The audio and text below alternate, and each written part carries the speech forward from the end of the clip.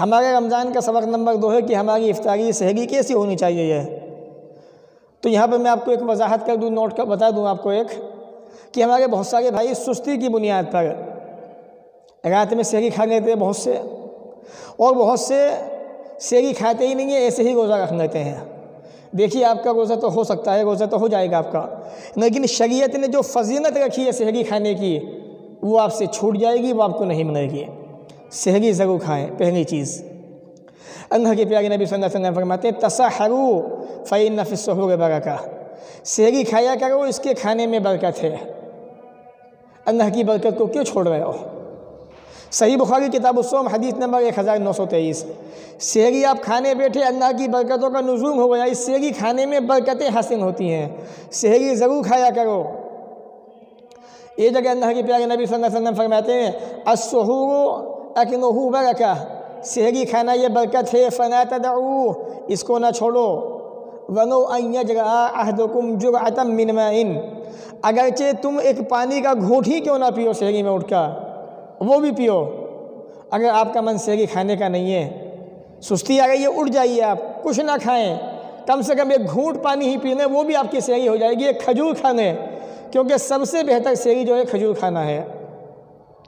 فإن اللہ عز وجل وملائکتہ یصلون علی المتصحرین، مسند احمد حدیث نمبر 11086۔ سحری کھانے کا فائدہ کیا ہے؟ اللہ رب العالمین اور اس کے فرشتے ایسے انسانوں پہ رحمتیں نازل کرتے ہیں، فرشتے اس کے حق میں رحمت کی دعائیں کرتے ہیں، اور اللہ کی رحمت نازل ہوتی ہے ایسے بندوں پہ جو سحری کھایا کرتے ہیں۔ تو سحری ضرور کھایا کیجیے۔ نمبر 2، سحری کے وقت تہجد کا اہتمام۔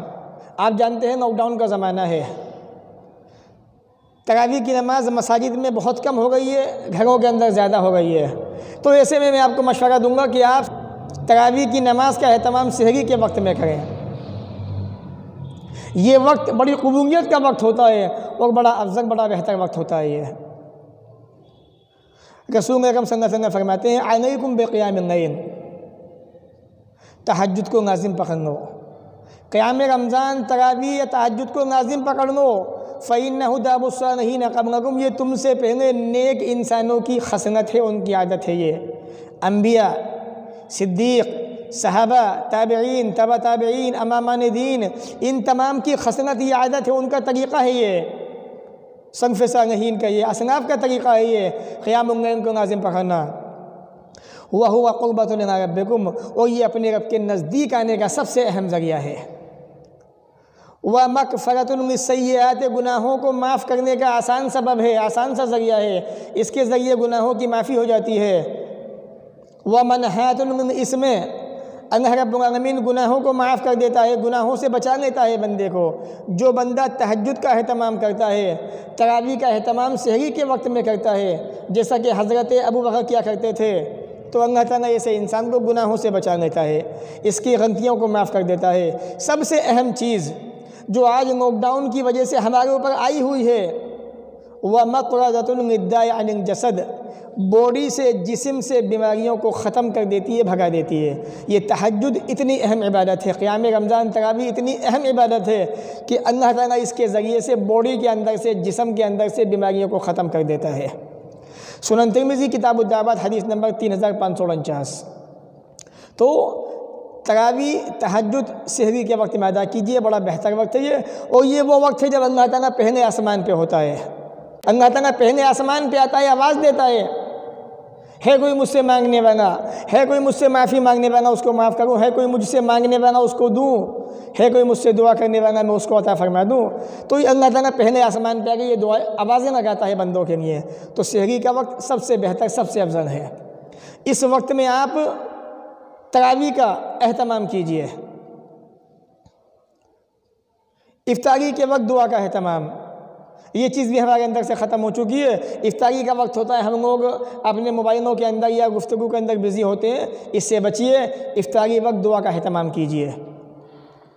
رسول اکرم فرماتے ہیں صلی اللہ علیہ وسلم الصائم لا ترد دعوتہ، روزے دار کی دعا رد نہیں ہوتی ہے، اللہ کی قبول ہوتی ہے۔ آپ روزے سے ہیں، لاک ڈاؤن کا زمانہ ہے، اور زیادہ اپنے رب کو یاد کیجیے۔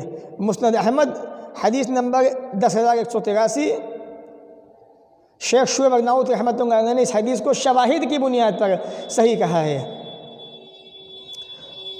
محتاج اور غریب لوگوں کا خیال، نمبر 3، غریبوں کا خیال رکھیے، محتاج انسان ہے اس کی ضرورت کو سامنے رکھیے۔ اللہ کے پیارے نبی صلی اللہ علیہ وسلم فرماتے ہیں اللہ رب العالمین کو سب سے زیادہ پسندیدہ وہ اعمال ہیں کہ ایک مسلمان کسی مسلمان کو خوشی دے دے، اللہ کو سب سے زیادہ پسندیدہ یہ عمل ہے۔ رمضان کا مہینہ ہے، بہت سارے بھائیوں کے یہاں پہ افطاری کا انتظام نہیں ہے، افطاری کا سامان بھیج دیجئے۔ بہت سے مسلمانوں کے یہاں سحری کا انتظام نہیں ہے، سحری کا انتظام کر دیجئے۔ آپ نے ایک مسلمان کو خوشی دی، اللہ کو بڑا پیارا یہ عمل ہے۔ آگے آپ فرماتے ہیں او تکشف عن قربتن، یا کوئی آدمی کسی مسلمان کی مصیبت کو ہٹا دے، ٹال دے، ختم کر دے، اللہ کو یہ عمل بڑا پسندیدہ ہے۔ اب ظاہر سی بات ہے رمضان کے مہینے میں کسی کے پاس کھانے پینے کو نہیں ہے، آپ نے کھانے پینے کو دیا تو ایک بڑی مصیبت سے اس کو ٹال دیا، ایک بڑی مصیبت اس کی ختم کر دی، اللہ بڑا خوش ہوتا ہے۔ او تقضی عنہ دینا، کسی مسلمان پہ قرض تھا، آپ نے اس کا قرض ادا کر دیا، اس سے بھی اللہ بڑا خوش ہوتا ہے۔ او تطرد عنہ جوعا، کوئی مسلمان بھوکا پیاسا ہے، کوئی آدمی بھوکا پیاسا ہے، غیر مسلم ہی کیوں نہ ہو، آپ نے اس کی بھوک کو مٹا دیا، اللہ تعالیٰ آپ کے اس عمل سے بڑا خوش ہوتا ہے۔ تو رمضان کا مہینہ ہے، روزے داروں کی سحری کا، افطار کا خیال کیجئے، ان تک کھانا پہنچائیے، پیکج پہنچائیے، اور بھی سماج کے اندر جو لوگ غریب اور ضرورت مند ہیں اگر آپ کو اللہ نے نوازا ہے ان کو بھی عطا کیجئے۔ معجم کبیر للطبرانی حدیث نمبر 13,646۔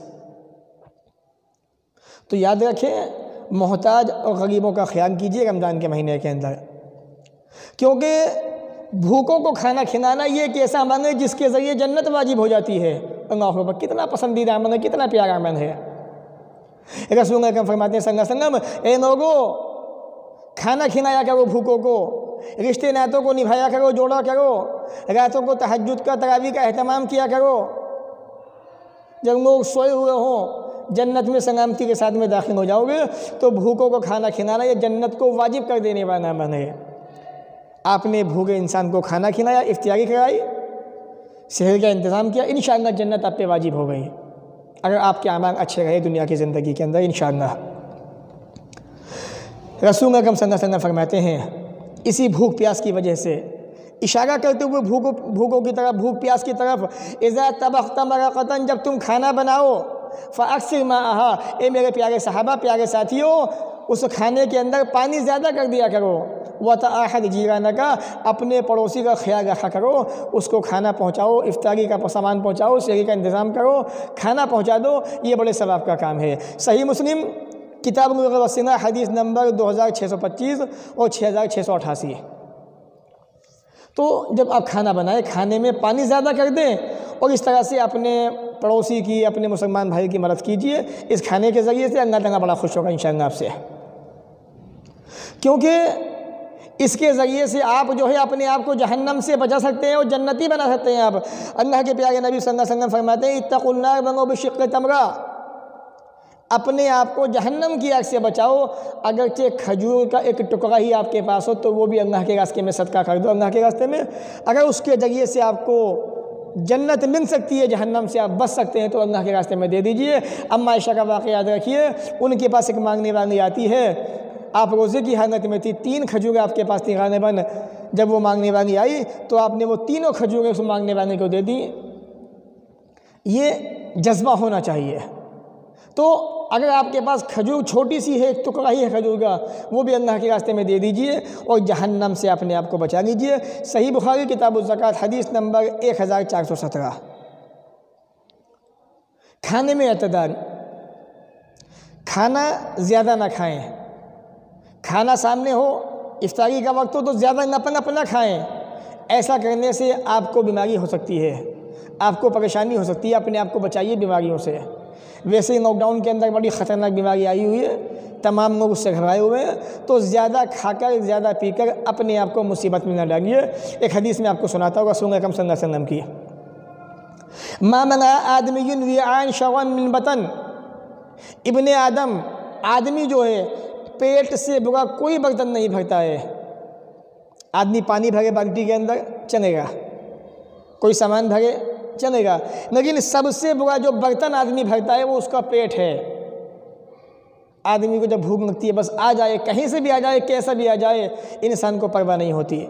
تو سب سے برا جو برتن آدمی بھرتا ہے وہ اس کا پیٹ ہوتا ہے۔ حالانکہ حسب آدمی نقیمات یقمن صلبہ، آدمی کو چند لقمے ہی کافی ہیں جو اس کی پیٹھ کو سیدھا رکھ سکتے ہیں۔ آدمی چند نوالے کھانے، چند لقمے کھانے، ان کے ذریعے سے اس کی پیٹھ سیدھی رہ سکتی ہے، وہ جی سکتا ہے، زندگی گزار سکتا ہے۔ لیکن انسان اتنا حریص ہو چکا ہے کھانے پینے کا، بس آ جائے پیٹ کے اندر، اتنا کھا لیتے ہیں کہ ڈکار آنا مشکل ہو جاتی ہے۔ بچیے، بچائیے اپنے آپ کو بیماریوں سے، آپ نقصان میں پڑ سکتے ہیں، خطرے میں پڑ سکتے ہیں، آپ کی جان جا سکتی ہے ایسا کرنے سے۔ آگے آپ فرماتے ہیں فَإِنْ غَلَبَتْ عَلَى آدْمِيٍّ نَفْسُهُ، اگر آدمی پر اس کا نفس غالب آ جائے اور آدمی زیادہ کھانے پینے کا شوقین ہو جائے اور وہ زیادہ کھانا پینا چاہے تو کیا کرے؟ اللہ کے پیارے نبی صلی اللہ علیہ وسلم فرماتے ہیں فَسُمُسٌ مِّنَ الطَّعَامِ وَسُمُسٌ مِّنَ الشَّرَابِ وَسُمُسٌ مِّن النَّفْسِ، آدمی ایک تہائی کھانا کھائے،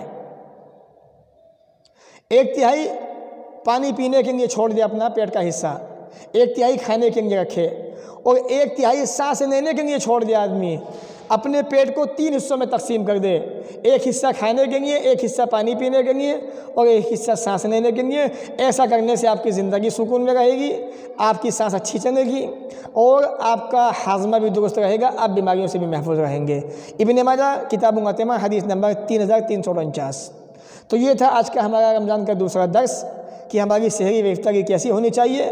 امید ہے انشاءاللہ آپ ان باتوں کو سننے کے بعد عمل کریں گے، اور ان باتوں کو سننے کے بعد اپنے دوسروں بھائیوں تک پہنچائیں گے تاکہ وہ بھی ان کے ذریعے سے کچھ نیکیاں کما سکیں، کچھ اچھائیاں کما سکیں۔ اللہ تعالیٰ ہمیں بھی آپ کو بھی نیک عمل کی توفیق عطا فرمائے۔